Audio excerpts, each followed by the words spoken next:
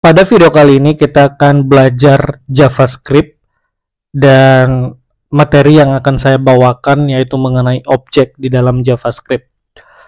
Apa sih itu objek? Ya, kalau kita lihat objek itu sebuah tipe data yang kompleks yang dapat menyimpan nilai, ya.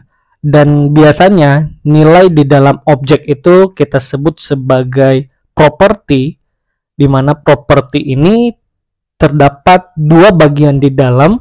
Yang pertama ada key dan ada value. Kita langsung masuk saja ke contoh. Saya membuat sebuah variabel dengan nama mobil. Kemudian untuk membuat objek, ya kita bisa menggunakan yang namanya kurung kurawal seperti ini, teman-teman. Kalau kita kemarin membahas tentang array, kita membuatnya dengan kurung siku, ya. Sekarang untuk objek itu biasanya menggunakan yang namanya kurung kurawal.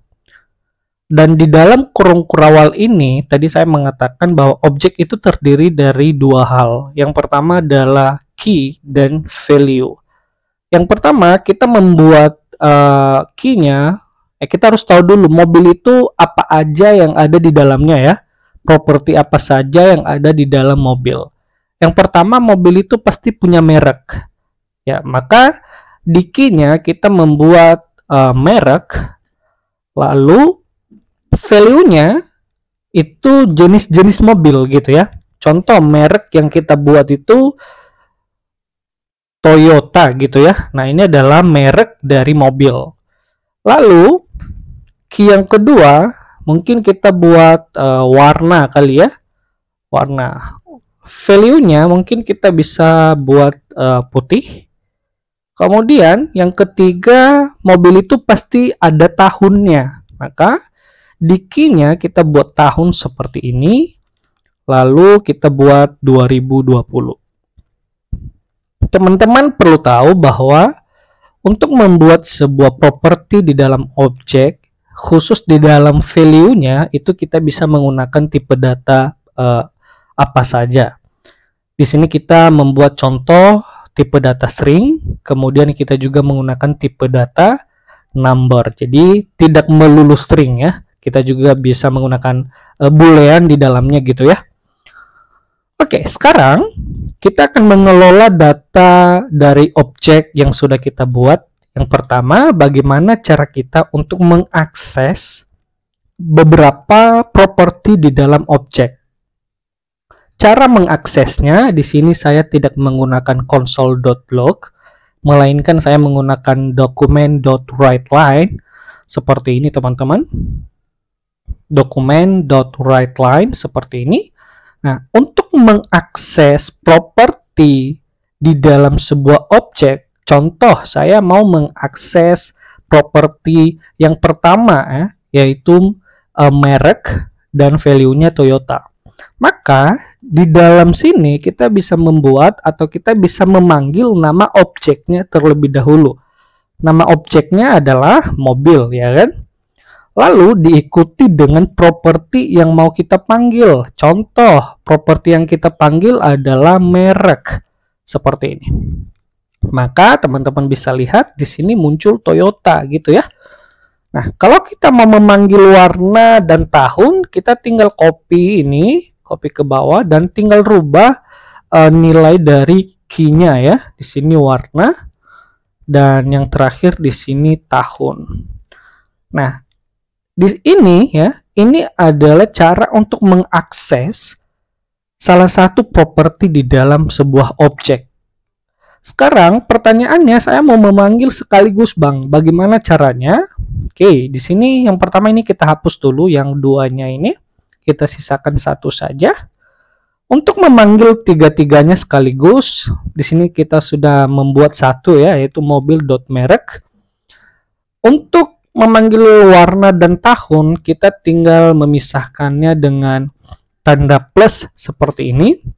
Ini bukan penjumlahan, melainkan ini menggabungkan beberapa kalimat ya, atau istilahnya string lah atau apalah gitu ya. Jadi di sini fungsinya bukan untuk menjumlahkan. Lalu yang kita lakukan adalah memanggil nama objeknya yaitu mobil dot warna, kemudian kita pisahkan dengan tanda plus lagi, baru mobil dot tahun seperti ini. Nah, teman-teman bisa lihat di sini tampil. Cuman masalahnya di sini tidak ada spasi setiap kalimat ya. Nah, untuk membuat spasinya kita bisa menggunakan yang namanya string kosong atau empty string ya. Oke, di sini saya buat seperti ini. Tanda plus lagi satu, baru saya buat string kosong di sini. Baru di sini juga saya membuat tanda plus dan di dalamnya saya membuat string kosong seperti ini. Dan saya kasih spasi. Maka outputnya teman-teman lihat sudah rapi ya, ada spasi setiap kalimatnya.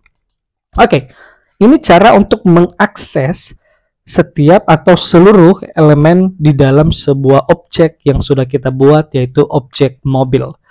Sekarang saya mau membuat sebuah properti baru yang fungsinya untuk mengambil semua isi di dalam objek. Ya, sebenarnya tujuannya sama, hanya saja mungkin caranya yang berbeda ya. Yang pertama, saya akan memperlihatkan kepada teman-teman bagaimana kita bisa membuat properti baru di dalam objeknya langsung. Oke, di sini saya membuat sebuah properti yang namanya start. Ini bebas ya. Kemudian di sini kita isi sebagai function seperti ini teman-teman. Nanti properti ini kita panggil, baru nanti akan dijalankan. Di sini saya membuat dokumen .writeLine gitu ya. Kemudian saya membuat seperti ini. Mobil. Kemudian di sini saya buat tanda plus untuk menghubungkannya. Kemudian mobil.merek. Kemudian ini baru string saya isi di sini sedang berjalan. Oke. Mobil.merek ini mewakili secara tidak langsung akan memanggil value ya yang ini dari key-nya teman-teman ya. Nah, untuk menjalankan ini teman-teman bisa lihat belum ada hasil yang muncul. Untuk menjalankan properti baru yang kita buat ini, di luar objeknya kita bisa memanggilnya dengan cara mobil.start kita jadikan sebagai function. Teman-teman bisa lihat di sini sekarang sudah tampil mobil Toyota sedang berjalan. Oke ya. Sekarang saya mau membuat sebuah properti yang sama tapi di luar objek yang sudah kita buat. Kalau ini properti di dalam sebuah objek mobil, dan yang kedua ini kita akan membuat sebuah properti baru tapi di luar objek mobil ini teman-teman. Ya, jadi kita bisa membuatnya di luar objek di sini ya. Nah, caranya untuk bisa membuat objek baru di luar untuk membuat properti baru di luar objek, kita bisa menggunakan metode pemrograman properti ya. Bukan properti. Metode pemrograman prototype gitu ya. Kita bisa menggunakan itu. Nah, caranya di sini kita membuat objek.prototype seperti ini teman-teman. Setelah itu diikuti dengan nama properti yang mau kita buat. Contoh, saya mau membuat properti stop gitu ya. Seperti ini. Baru di sini kita bisa membuat function. Kemudian di sini kita melakukan hal yang sama. Ini saya copy agar tidak terlalu makan durasi. Dan ini saya rubah menjadi berhenti. Oke. Nah, sekarang ini belum tampil ya. Karena kita belum memanggilnya. Kita hanya membuat sebuah metode pemrograman prototype yang mana di dalamnya sebuah properti dan kita belum memanggilnya. Nah, untuk memanggilnya kita melakukan hal yang sama, yaitu mobil.stop dan function seperti ini. Teman-teman bisa lihat di sini mobil Toyota berhenti berjalan sesuai yang sudah kita definisikan di sini. Oke, pertanyaannya, apakah untuk memanggil sebuah properti di dalam objek harus memanggil nama objeknya? Tentu tidak, teman-teman ya. Ini adalah salah satu cara untuk mengakses properti di dalam sebuah objek. Ada cara yang lain. Misal di sini saya hapus mobilnya, tapi saya ganti dengan sebuah fungsi yang namanya this.merek. Ya, ini sama saja ketika kita menggunakan mobil.merek atau this.merek, itu sama saja. Ini artinya this ini ya, fungsi this ini akan merujuk pada merek yang ada di dalam objek mobil. Fungsinya sama saja, teman-teman. Oke, mungkin ini juga saya rubah menjadi this ya.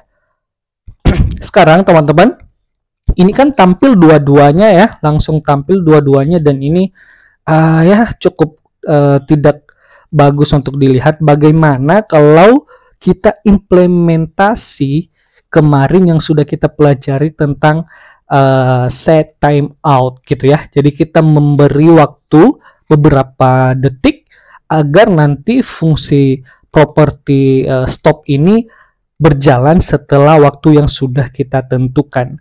Nah, bagaimana caranya? Ya, ini mungkin saya hapus.